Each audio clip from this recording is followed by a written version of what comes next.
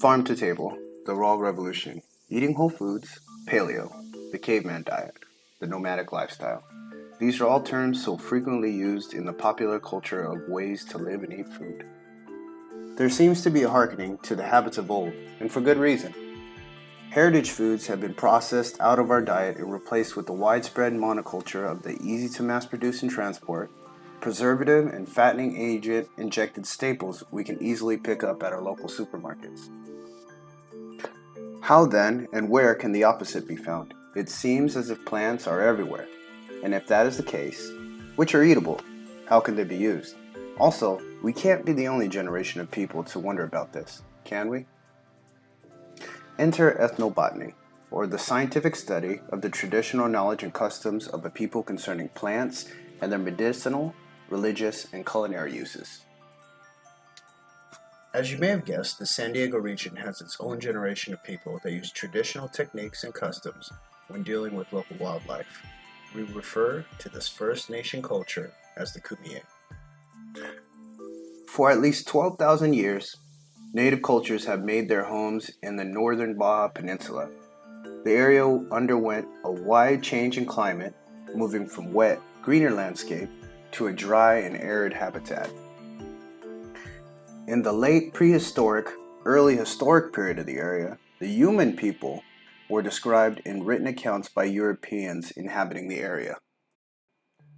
Ethnographic studies and European accounts describe the native population as mobile, hunter-gatherer, fishermen who adapted their way of living to the rough and arid landscape. The native populations of the northernmost part of Baja California and the southern Alta California are called the Kumeyaay. They are related to the human family of tribes in language and culture. This nation lived along the Colorado River and other parts of Arizona, as well as in groups to the south on the Baja California Peninsula. Historical documents describe their original territory at the time of sustained European contact in the late 18th century as extending from what is now Escondido, California in the north to Santo Tomas, Baja California in the south, and east to the Sonoran Desert. The permanent occupation of the Kumeyaay territory by European missionaries and colonists began in 1780. The occupation reduced the freedom of the Kumeyaay to traverse their territory in annual rounds through coasts, foothills, mountains, and deserts, along with their ability to maintain the knowledge and skills associated with the many habitats found throughout the region. Today, only approximately 600 Kumeyaay people live in the 5 rural indigenous communities of the Northern Peninsula. Among these, only 60 to 70 Kumeyaay fluently speak a variant of their native language. Documentation of Kumeyaay culture that exists is scant and scattered throughout scientific literature in Spanish and English, and it rarely includes the Kumeyaay perspective. However, through interviews and using the existing documentation available, the Kumeyaay's relationship with plants and other available foods in the area can be deduced. In one story, 2 brothers that existed at the beginning of time swam to the top of the universe. When they arrived, the older brother made the earth and the sky. Then out of clay, the younger brother helped the older brother make the moon and the sun. When they were done making the world, one of the brothers remarked on how empty the world was, so they began to make all the plants and animals of the world. They shaped the world's creatures from clay and their own whiskers and breathed life into each creature. At that point, there was no distinction from man, beast, or plant. In another story called The Journey of the Sacred Trees, as told by Kumeyaay Ofelia Munoz, she illustrates how the landscape of San Diego's tree communities came to be. She says, "Many years ago, the pine, the pinyon, and the oak tree came up this way from the cliffs of the Rumarosa. They were walking towards the coast. After much walking, the pinyon became tired and stayed in the highest part of the mountains, but the pine and the oak kept going. When they were almost about to arrive at the village of La Huerta, where the Kumeyaay Indians still live, the pine became tired and stayed there. For this reason, we know this place as the Dancing Pine. From that time on, the Cucapa would do their final singing practice before their arrival at La Huerta, where year after year, they would always go for the annual festival held on October 4th. Lastly, the oak continued its journey, for it intended to continue on to all the Kumeyaay tribes, to give them the acorns they used to prepare their food. And so it was that it made its way to all of the communities of the coast. And so it is that today, all of the Kumeyaay communities have oaks with which to make acorn mush. Acorn from coastal oak trees and other similar seeds were in fact a heavy staple of the Kumeyaay diet. Today, the Kumeyaay people prepare many traditional foods such as acorn mush using a metal hand grinder or an electric blender. Prior to modern methods, the Kumeyaay used stone tools to cut, pound, perforate, or pulverize native plants. Bedrock and portable metates, mortars, pestles, grinding sticks, and monostones provided the basic materials that the Kumeyaay needed to process many foods and make them edible. They ground raw or toasted seeds like acorn into flour that they could eat plain or mix with water to make a mush or a drink.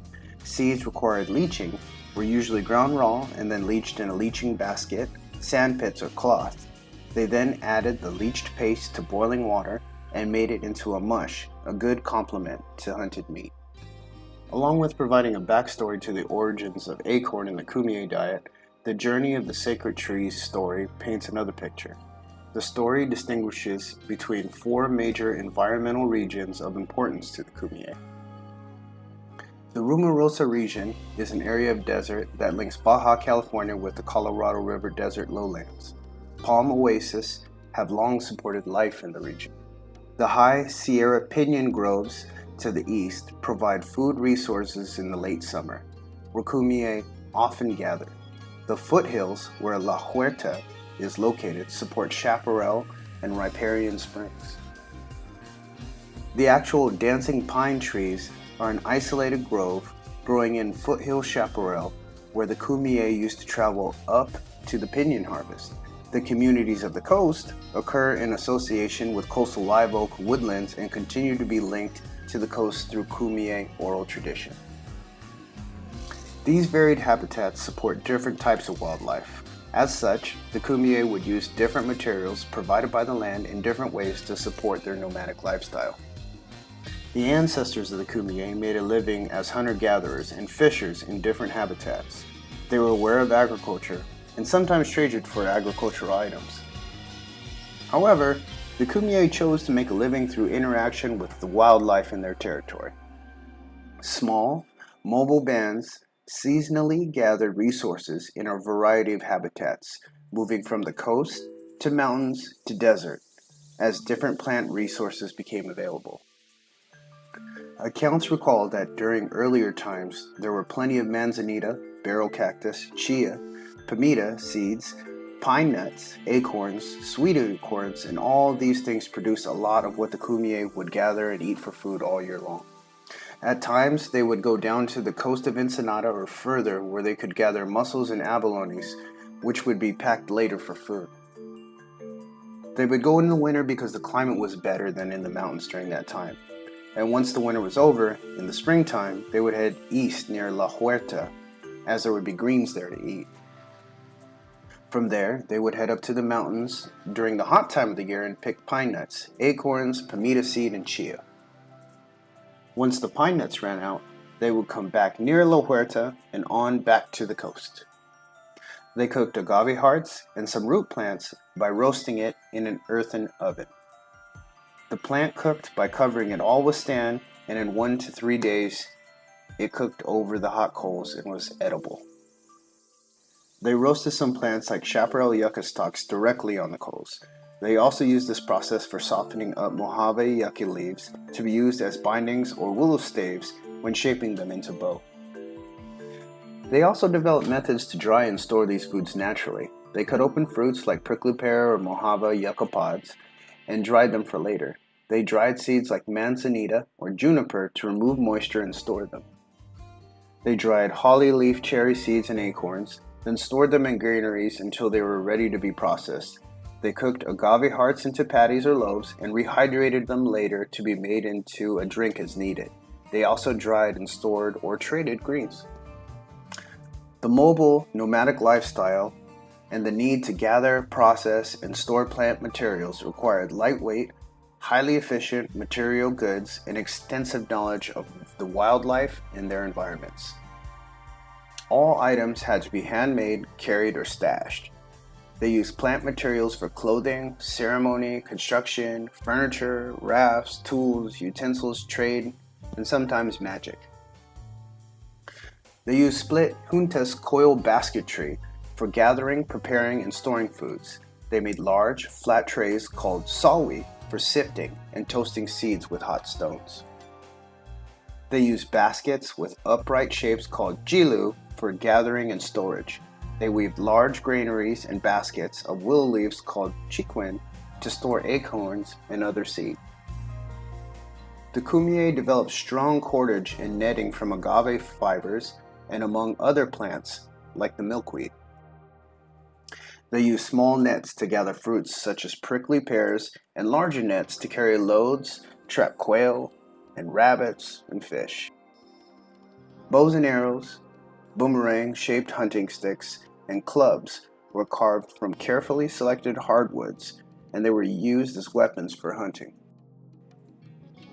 Today, approximately 600 Kumeyaay-speaking descendants live on a fraction of their original lands in 5 federally recognized communities, as well as other parts of the northern Baja Peninsula. These communities have developed and diversified economies. They include cattle ranching, agriculture, seasonal wage labor, government-funded projects, handcraft production, and natural resource use. Some tribal members migrate seasonally to nearby towns in search of employment and better education for their children. Those who remain on communal lands retain knowledge in the uses of native plants. They retain their use for practical applications such as food and traditional arts that increase their possibilities for survival. However, the Kumeyaay continue to recognize symbolic values of wildlife and incorporate them into contemporary social events, ceremonies, and rituals. The Kumeyaay, in a sense, have remained the keepers of the natural landscape in the region, and the original community that truly lived in a way that showed the value of local wildlife. With any luck, the region could learn to keep those rich traditions into the future for the betterment of the area as a whole.